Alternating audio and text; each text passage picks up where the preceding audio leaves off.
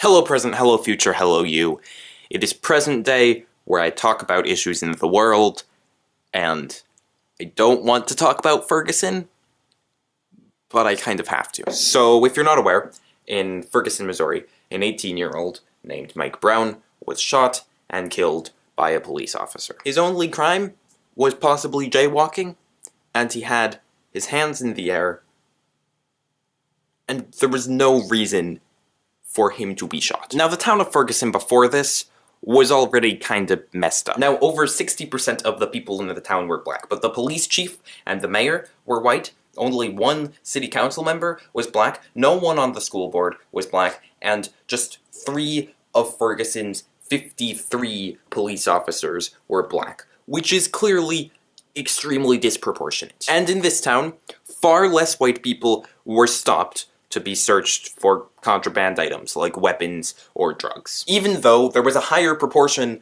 of the white people stopped who actually had those items. So then this black kid was shot. And what happened was that the police and a large amount of the media just tried to justify it. They tried to say that Mike Brown was connected to a nearby robbery, which first of all, is probably not true, and second of all, even if it is true, it's been confirmed that the police officer who shot him didn't know that. There was also information about him possibly doing drugs, but the fact of the matter is that that doesn't matter. Like, even if someone has been doing drugs and shoplifted, if they put their hands in the air and are not a danger to anyone, there is no reason for them to be shot. Any attempts to stain Mike Brown's character or make him seem like a bad guy are just distracting from the fact that he was shot for no reason related to safety. After that, there were protesters. Tear gas was thrown at the protesters, as well as at people who tried to film these events, like reporters.